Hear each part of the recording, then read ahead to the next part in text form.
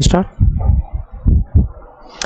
नमस्कार दोस्तों, आप सभी का अभिनंदन और बहुत बहुत स्वागत है आपके अपने YouTube चैनल देवेंद्र क्लासेस में। शानदार होंगे। टॉपिक हमारा गुप्त साम्राज्य में है और गुप्त साम्राज्य में चर्चा करेंगे हम समुद्र गुप्त के विषय में।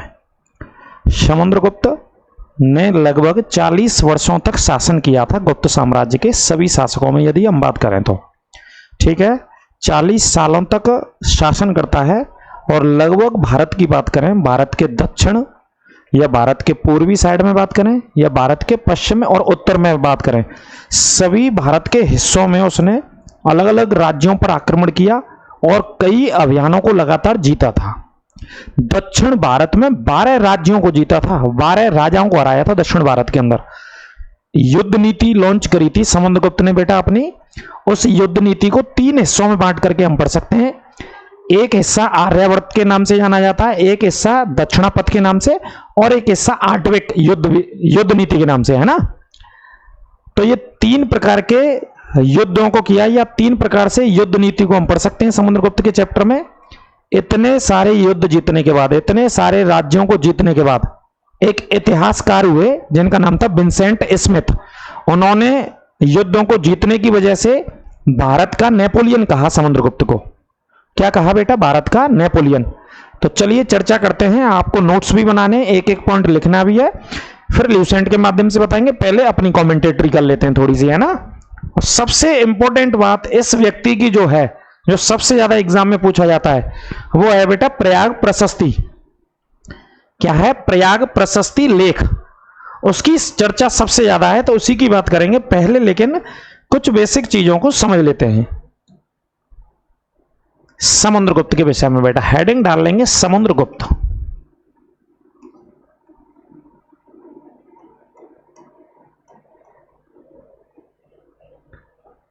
सबसे प्रतापी राजा, सबसे ताकतवर राजा आप कह सकते हैं। क्यों कह सकते हैं?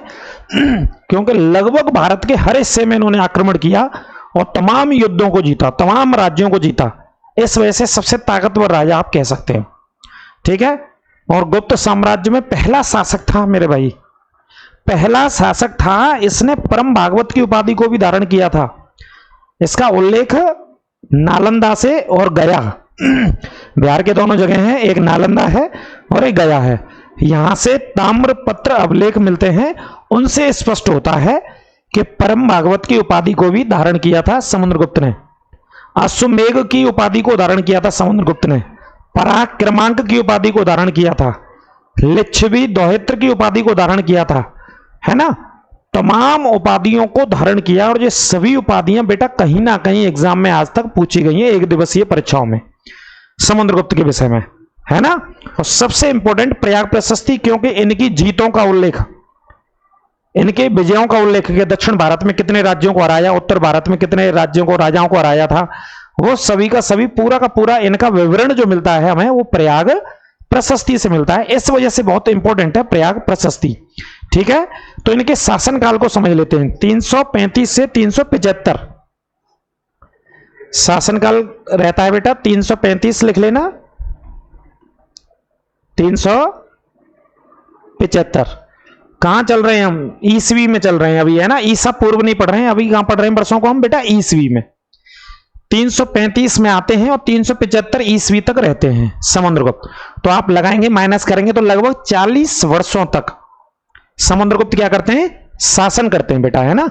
तो लिख लेना पॉइंट बना के दरी, 40 वर्षों तक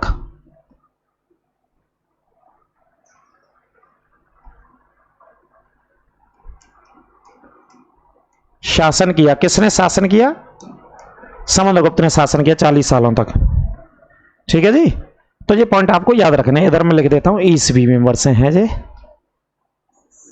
335 से 375 तक। ठीक है। समुद्रगुप्त के बारे में बात करते हैं। सबसे महत्वपूर्ण जो है इनके विषय में, वो इनके जो पेपर में आते हैं, मैं पेपर के पॉइंट ऑफ व्यू से आपको बताऊं तो इनकी उपाधियां कई बार पूछी गई हैं। कहां कहां तक इन्होंने भारत में आक्रमण किया वो भी बताएंगे अभी। इनकी सबसे पहले बेटा उपाधियां देख लेते हैं, है ना। उपाधियां कौन कौन सी हैं? जैसे लिच्छवी है, दोहित्र है, कविराज है। तो देखिए उपाधियां, हेडिंग डाल लीजिए। सबसे पहले बात करते हैं उपाधियों पर बेटा।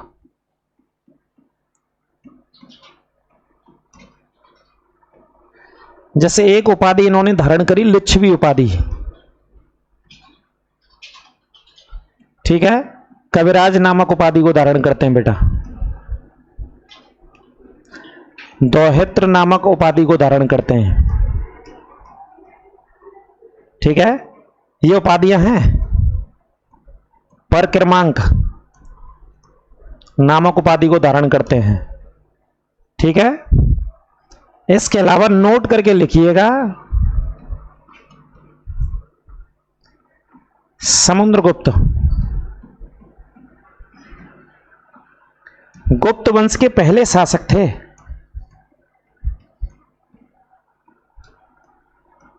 पहले शासक थे या पहले राजा थे, कुछ भी लिख लीजिए। पहले शासक थे जिन्होंने परम भागवत की उपाधि को धारण किया। कौन सी उपाधि को? परम भागवत की उपाधि को धारण किया, की उपाधि को धारण किया। ये पहले राजा थे।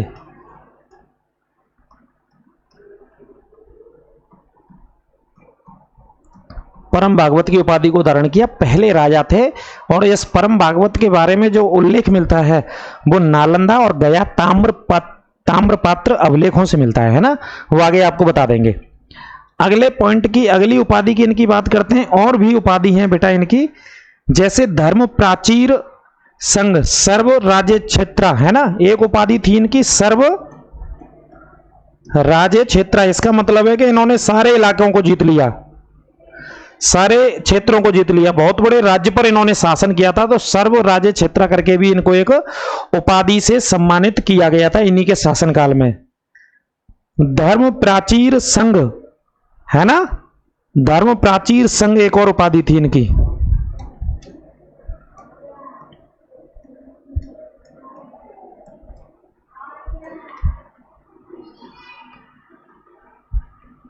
ये भी एक उपाधि थी इनकी, है ना। कई उपाधियों को इन्होंने अपने शासनकाल में धारण किया। किसने अपने शासनकाल में धारण किया? समुद्रगुप्त ने, है ना। उपाधियां ही बेटा सबसे ज्यादा, चूंकि कविराज के रूप में भी उल्लेखित इनका नाम मिलता है। पराक्रमांक, अश्वमेघ और भूल गया में एक और उपाधि धारण करते हैं, अश्वमेघ, अश्वमेध बोलते हैं, अश्वमेघ नामक उपाधि और धारण करते हैं समुद्रगुप्त। ये सभी बेटा इनकी प्रसिद्ध उपाधियां हैं, इनसे ही काम चल जाएगा पेपर में। पेपर उठा के देखना, सबसे ज्यादा इनकी उपाधियों को पूछा गया होगा कहीं ना कहीं। बड़ा एग्जाम आपको दे रहोगे तो मिलान करने के लिए आ जाता है ना। जैसे चंद्रगुप्त ने कौन सी उपाधि धारण करी थी, फर्स्ट ने, चंद्रगुप्त सेकंड ने कौन सी उपाधि धारण करी, समुद्रगुप्त ने कौन सी उपाधि धारण करी, सम्राट अशोक ने कौन सी उपाधि धारण करी, बिंदुसार ने कौन सी, तो वो मिक्स करके दे देता है एग्जाम वाला, तो है ना। जिम्मेदारी आपकी है कि आपको सभी की उपाधियां पढ़नी है और बार बार याद करनी है और लिखना है बार बार चीजों को। याद लिखने से ही होगा और लिख करके ही आप याद कर पाएंगे। और अन्य नाम, एक और नाम इनका मिलता है चंद्र प्रकाश। एक अन्य नाम लिख लो इनका, पुस्तकों में अन्य नाम और मिलता है चंद्र प्रकाश।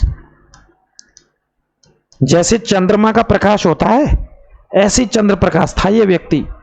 उजाला ही उजाला कर दिया, जहां जहां अभियान लेके गया वहां वहां से जीत के आया, हारा नहीं। और इसे क्या कहा गया बेटा? नेपोलियन कहा गया। क्यों कहा गया? नेपोलियन बोनापार्ट एक सैन्य कमांडर था और एक नेता भी था फ्रांस का।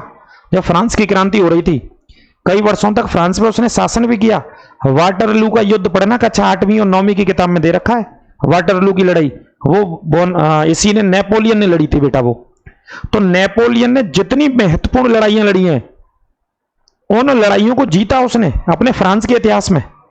इसी आधार पर जब समुद्रगुप्त शासन करता है गुप्त साम्राज्य में, तो जब ये भारत में जाता है अभियानों के तहत, तो 12 राज्यों को जीतता है दक्षिण भारत में। भाई साहब 12 राज्य बहुत हो गए दक्षिण भारत के। यानी कि दक्षिण भारत में कांची नामक राज्य बहुत प्रसिद्ध था, उस पर पल्लव वंश शासन करता था उन दिनों। कौन सा वंश? पल्लव वंश शासन करता था। कांची राजधानी हुआ करती थी।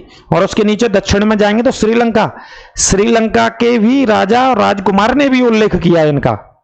और एक इतिहासकार ने लिखा है कि भाई वहां तक पहुंचती समुद्रगुप्त की, इतना ताकतवर था समुद्रगुप्त। इस वजह से विंसेंट स्मिथ, क्या नाम है इतिहासकार का? विंसेंट स्मिथ ने भारत का नेपोलियन कहा। किसको नेपोलियन कहा? समुद्रगुप्त को। तो पॉइंट बना के लिख लेंगे, विंसेंट स्मिथ, ये इतिहासकार थे। ने समुद्रगुप्त को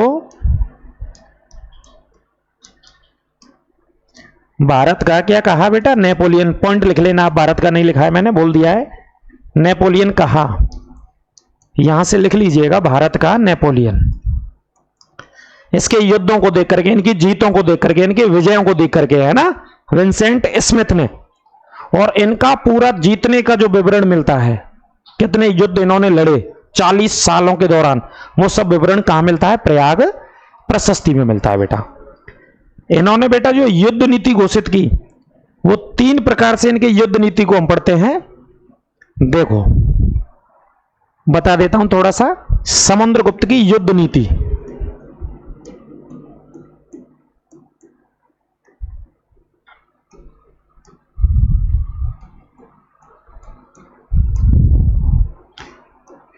भाई कोई भी राजा होता है तो युद्ध नीति बनाता है अपना, कि कैसे आक्रमण करना है, कैसे लड़ाई लड़नी है ना। दूसरा, जो भी राजा है या जो भी शासन है, जो भी शासक है, उसकी क्या ताकत है ना, उसकी स्ट्रेंथ क्या है, उसकी मजबूती क्या है, ये सारी चीज को जांचा जाता, परखा जाता, उसी के बाद तो आक्रमण करेंगे। कि पता चला कि आप लट लेके चले गए और उधर से राइफल चल रही है तो मामला गड़बड़ हो जाएगा। राइफल 1, 2, 3 किलोमीटर तक मारती है, पता होना चाहिए आपको, तो चिंताजनक स्थिति हो जाएगी। 1857 की क्रांति क्यों भारत असफल हो गया इतने बड़े पैमाने पे होने के बाद? 57 में शुरू हुई थी, मार्च 57 में, 29 मार्च को, यानी कि 10 मई से शुरू हुई थी। ठीक है, 10 मई से शुरू होकर के 57 में चलती है, 58 तक चलती है, 59 तक चलती है। इतने समय काल में अलग अलग समय पे उसके कहीं ना कहीं बढ़ंत होती रहती है, लेकिन फिर भी असफल हो गई। उसका कारण, एक मुख्य कारण था कि हमारे लोगों पे संसाधन नहीं थे, संसाधनों की कमी थी। भाई हमारे यहां लठ और डंडाए, अब इनसे कैसे लड़ते बताओ आप? और उनके पास तो वेपन्स थे बढ़िया बढ़िया, इंग्लैंड से, लंदन से हथियार लाते थे अंग्रेज तो, है ना। जैसे हम पढ़ते हैं इनफील्ड राइफल, पढ़ते हैं इनफील्ड राइफल का इस्तेमाल उन्होंने किया। ब्राउन बेस राइफल हुआ करती थी पहले, है ना, उन राइफलों का वो इस्तेमाल करते थे। हमारे पास लाठी और डंडे होते थे, तो संसाधनों की कमी रही। दूसरी बात, हमारे लोगों ने अंग्रेजों का सहयोग कर दिया बहुत सारे इलाकों में। ठीक है, ऐसे बहुत सारे 1857। और तीसरी बात, सबसे महत्वपूर्ण बात, कि एकता नहीं थी लोगों में, संगठन नहीं था लोगों में, कि भाई अंग्रेजों से मुकाबला करना है तो एक होकर के करना है ना। लेकिन इन्होंने पहले युद्ध नीति बनाई लड़ने से पहले, कि कहीं जाएंगे अटैक करेंगे तो कैसे युद्ध नीति होगी हमारी, तो युद्ध नीति बनाई। युद्ध नीति को 3 हिस्सों में बांटा है समुद्रगुप्त ने। कितने हिस्सों में बांट दिया बेटा? 3 हिस्सों में। तो 3 हिस्सों की जो युद्ध नीति है उसके इन्होंने नाम भी दिए हैं। मैं आपको नाम भी बता देता हूं इनके युद्ध नीति के। एक दिया इन्होंने आर्यावर्त, एक युद्ध नीति का नाम आर्यावर्त दिया है, एक का नाम दिया दक्षिणावर्त।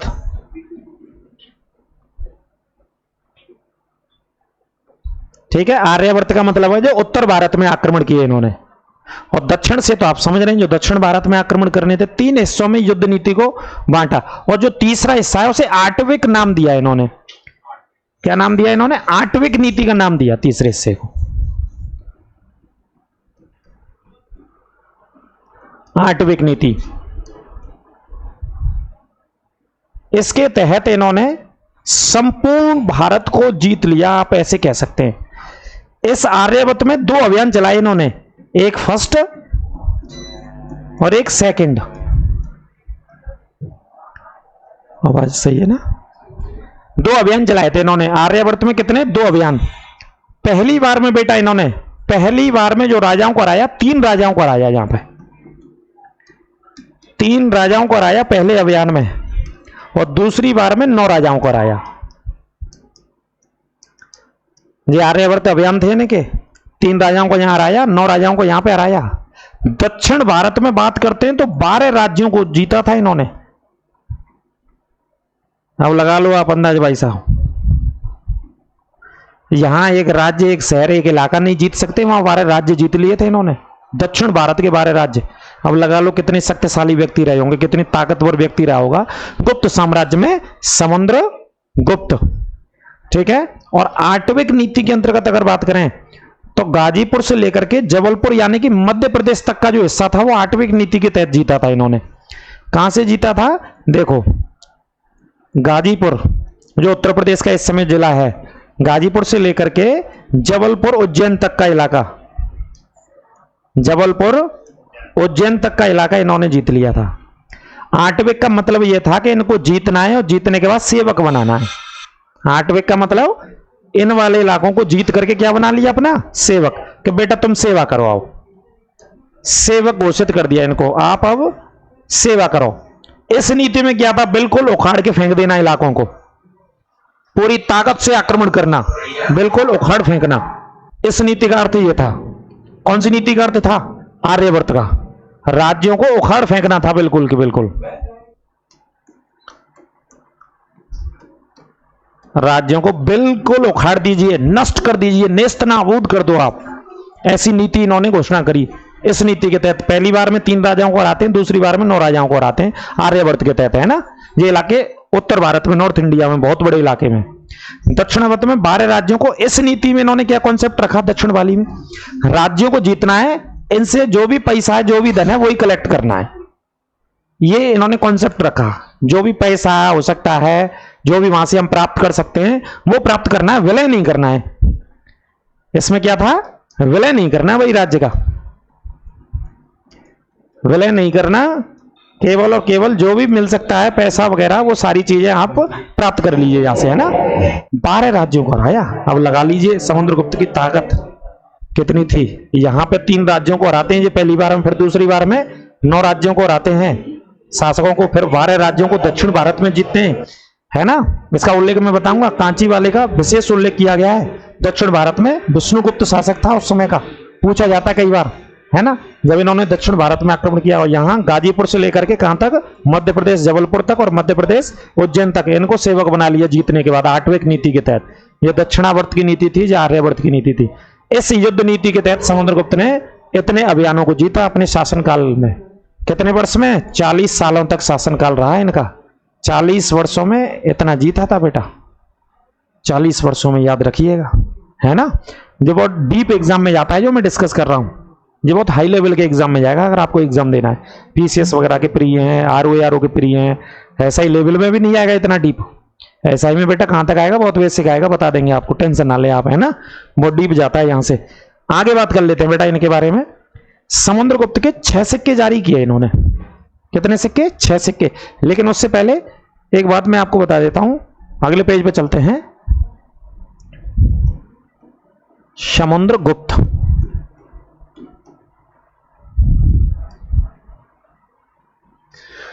6 सिक्के जो अपने शासनकाल में चलाते हैं, और 6 सिक्कों से कुछ ना कुछ इनके चीजों के बारे में, जीवन के बारे में पता चलता है। क्योंकि जो सिक्के प्राप्त हुए थे, कुछ ना कुछ चित्र मिले हैं उन पर, है ना। जैसे धनुष बाण चलाते थे तो धनुधर वाला सिक्का कहा गया है इनके बारे में। जैसे बीड़ा बजाते थे तो बीड़ा छपा मिला है एक सिक्के पर इनके बारे में, है ना।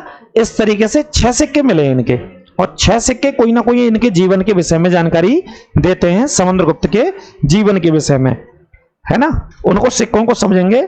लेकिन जैसे मैं आपको बता रहा था, पूछा गया है कि जब दक्षिण भारत के राज्यों को इन्होंने जीता था, तो जो कांची वाला राज्य था, कांची राजधानी हुआ करती थी, पल्लव वंश वाला, उस समय का शासक कौन था? उस शासक का क्या नाम था समुद्रगुप्त के समय? ये बेटा एग्जाम में कई बार पूछा गया है, इसको आपको याद रखना होगा। तो विष्णुगुप्त वहां का जो शासक था वो कौन था बेटा? विष्णुगुप्त करके शासक था कांची का, उन दिनों जब समुद्रगुप्त ने आक्रमण किया था, है ना। ये पॉइंट याद रखने हैं। अब देखिए इनके सिक्कों की चर्चा कर लेते हैं। कितने सिक्के? 6 सिक्कों का उल्लेख मिलता है।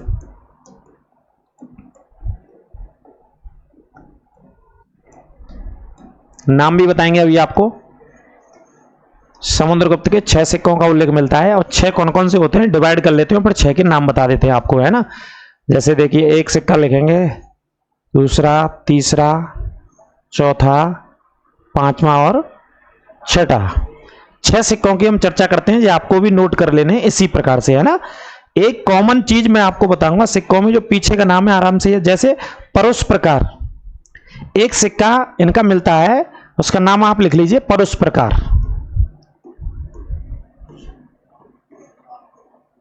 एक सिक्का मिलता है इनका, उसका नाम मिलता है गरुड़ प्रकार। पीछे क्या शब्द मिलेगा? प्रकार शब्द कॉमन मिलेगा। ये वाला शब्द आपको कॉमन मिलेगा हर सिक्के में, है ना। जैसे अश्वमेघ प्रकार मिलता है,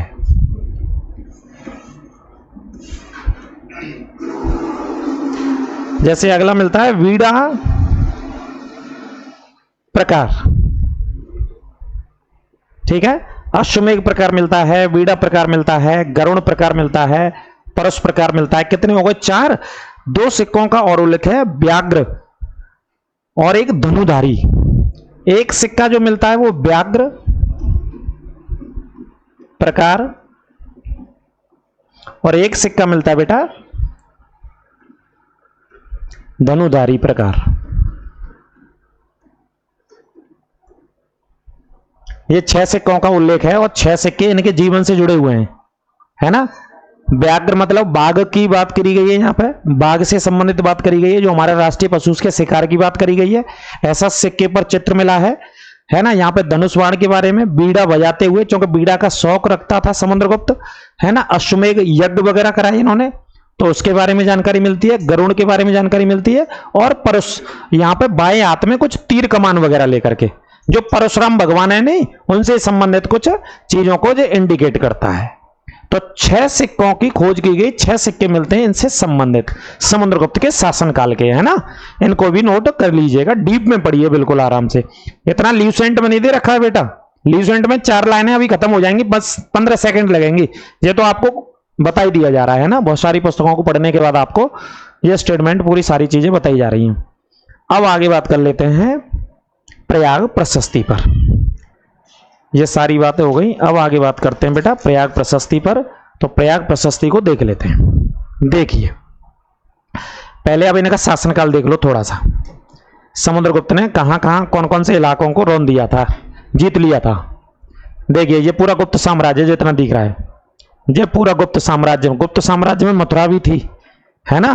गिरनार का, गुजरात का इलाका भी जीता था, मध्य प्रदेश का उज्जैन भी इन्होंने जीता था, ठीक है। अयोध्या भी इन्हीं के शासनकाल में थी, पाटलिपुत्र भी इन्हीं के शासनकाल में था।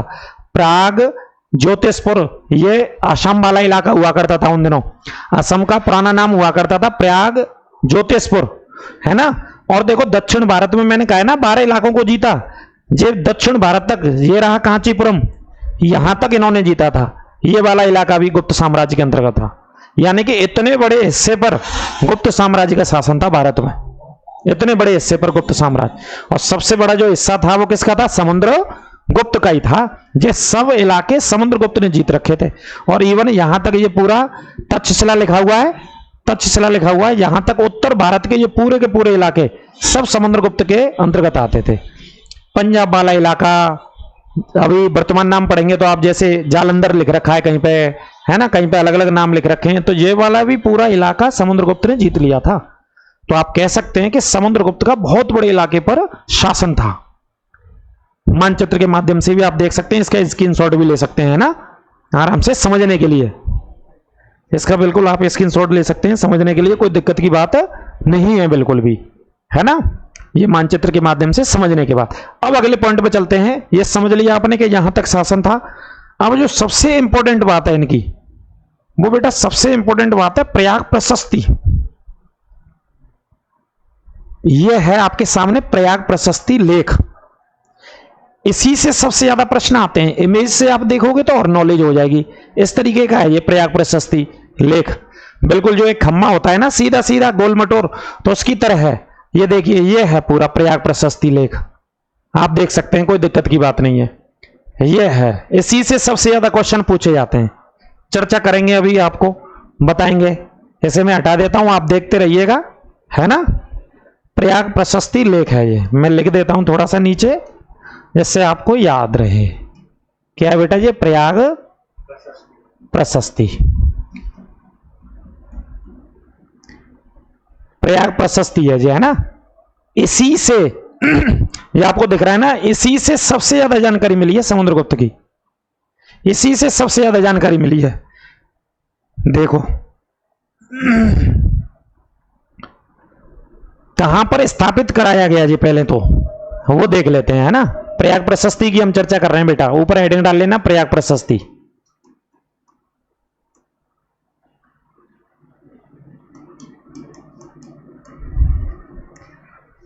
दोबारा लिख देता हूं,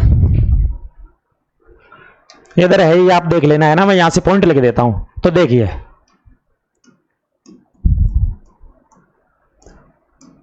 प्रयाग प्रशस्ति कौशाम्बी में स्थापित किया गया था।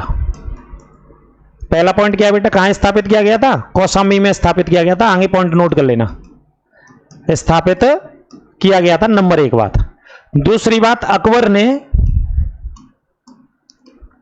अकबर ने प्रयाग प्रशस्ति को, अकबर ने क्या किया बेटा, इसे कौशाम्बी से हटवा करके इलाहाबाद में स्थापित करवा दिया, प्रयागराज में स्थापित करा दिया, इलाहाबाद में स्थापित करा दिया। किसने करा दिया? अकबर ने करा दिया इलाहाबाद में स्थापित। और अकबर ने किला बनवाया था, जैसे बोलते हैं इलाहाबाद का किला या अकबर का किला, उसी में स्थापित कराया था। अभी ये वर्तमान में इलाहाबाद में है। वर्तमान में कहां पे? इलाहाबाद में। लेकिन जब समुद्रगुप्त पढ़ रहे हैं तो उस समय की बात पढ़ते हैं हम, कौशाम्बी में स्थापित कराया था। इस पर जो लेख लिखे गए उसकी रचना करने वाला कौन था? प्रयाग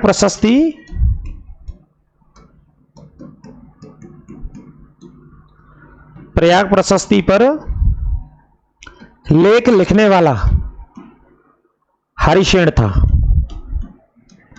कौन था बेटा? हरिशेन था। हरिशेन आप जानते हैं, जाना माना इनके दरबार में रहता था। किसके दरबार में रहता था? समुद्रगुप्त के दरबार में। जाना माना कवि था, बहुत प्रसिद्ध कवि था, इन्हीं के दरबार में रहता था। और प्रयाग प्रशस्ति पर जो भी लेख हैं इनके जीवन काल के, वो सब इसी ने लिखे हैं। किसने लिखे हैं? हरिशेन ने। प्रश्न आता है, प्रयाग प्रशस्ति की रचना किसने की? तो किसने करी? हरिशेन ने की। किसके दरबार में करी? समुद्रगुप्त के दरबार में। किससे संबंधित है ये? समुद्रगुप्त से। अगर गुप्त से में पूछा जा रहा है तो गुप्त तक है, बाकी का देखियो किस किस से संबंधित है बेटा। संबंध देखो ये कहां कहां तक है। इसी लेख पर बीरबल और जहांगीर, बीरबल और जहांगीर का उल्लेख मिलता है। कोई एक लेख बीरबल और जहांगीर का भी मिला है। इसी पर अशोक के 6 लेख मिलते हैं। अशोक के 6 लेख मिलते हैं बेटा इसी पर। किस पर मिलते हैं बेटा? अशोक के 6 लेख प्रयाग प्रशस्ति पर मिलते हैं। अशोक के लेख कैसे हैं अभी मैं अगले चित्र में आपको दिखाऊंगा किस तरीके से लेख है ना, इसी पर मिलता है। बीरबल का भी मिलता है, क्योंकि बीरबल किसके दरबार में रहता था? अकबर के दरबार में रहता था। अकबर का बड़ा भरोसेमंद व्यक्ति था। अकबर जो भी काम करता था वो बीरबल के माध्यम से। जब बचपन में हम बड़े हो रहे थे तो बीरबल के किस्से और कहानियों की किताबें बेचने आते थे स्कूल में, 2 रुपए की या 3 रुपए की, और वो भी होते नहीं थे क्योंकि हम खा लिया करते थे चूरन। एक चूरन वाला आता था उन दिनों स्कूल में, तो चूरन खा लिया करते थे, फिर वैसे ही देखते रहा करते थे। वो आता था, प्रचार करके चला जाता था। सरकारी स्कूल में पढ़े भैया, तो सरकारी स्कूल में चूरन ही खाया जाता था, है ना। मिट्टी पर बैठ करके पढ़ाई करी है। तो देखिए अशोक के 6 लेख इसी पर मिलते हैं। बीरबल जहांगीर की जानकारी इसी पर मिलती है ना। अब इसके अलावा समुद्रगुप्त के विषय में तो बताता ही भाई, संपूर्ण जो जानकारी देता है वो किसकी देता है? ये संपूर्ण जानकारी समुद्रगुप्त के बारे में देता है। संपूर्ण जानकारी किसके विषय में देता है? ये समुद्रगुप्त के विषय में देता है। ये पूरी की पूरी जानकारी बेटा, है ना। और इनके जो मैंने बताया ना, कितने राज्यों को जीता समुद्रगुप्त ने? 12 राज्य दक्षिण भारत में और 12 राज्य उत्तर भारत में। एक अभियान 3 के लिए चलाया गया और दूसरा अभियान 9 के लिए चलाया गया।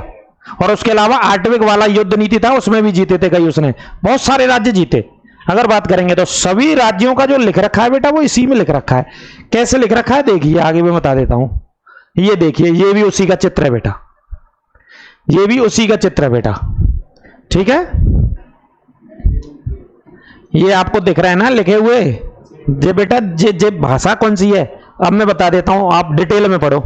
देखो बेटा, प्रयाग प्रशस्ति की चर्चा हो रही है अभी, तो मैंने पढ़ानी होगा और पढ़ लिया हो तो अच्छी बात है। डिटेल में पढ़ा देते हैं बेटा आपको, पूरा पोस्टमार्टम कर देंगे। इमेज भी देख लो जिससे जीवन में भूलोगे ना। और इधर मैं पोस्टमार्टम कर दे रहा हूं। ये जो लिपि देख रही है ना, ये बेटा ब्राह्मी लिपि है। इस पे ये बड़े डीप पेपरों में पूछेगा है पॉइंट बेटा।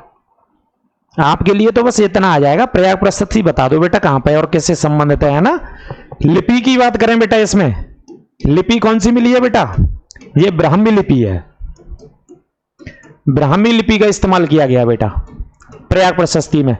बेटा भाषा का भी इस्तेमाल किया गया है इस बच्चों के। भाषा लिखी है तो भाषा कौन सी मिली है इस पर? संस्कृत भाषा का उल्लेख मिलता है। क्यों मिलता है संस्कृत का? संस्कृत का इस वजह से मिलता है कि गुप्त काल में जो सबसे प्रचलित और प्रसिद्ध भाषा थी वो संस्कृत थी। उस समय की सबसे प्रसिद्ध भाषा थी, यानी कि गुप्त काल के राजाओं की जो भाषा थी वो कौन सी थी बेटा? संस्कृत थी। ये तो जो भाषा आप देखोगे, ये वाली जो भाषा ये आपको दिख रहे होंगे, स्क्रीन पर दिख रहा है ना, ये दिख रहा है बेटा, तो ये तो ब्राह्मी लिपि है।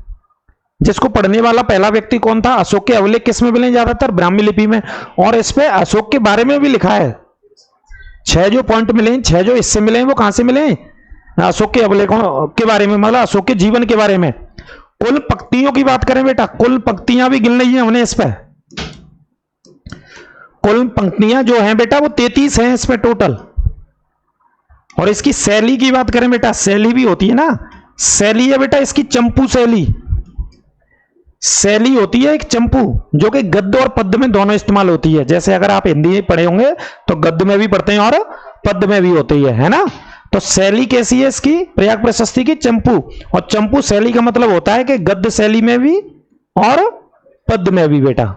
ये दोनों शैलियों में इसके बारे में जानकारी बेटा हमें यहां पे प्राप्त होती है। इसमें अगर बात करें तो सबसे पहले जो पढ़ने वाला कैप्टन ए डायर नाम का व्यक्ति था, सबसे पहले जिसने पढ़ा, सर्वप्रथम इस अभिलेख को पढ़ने वाला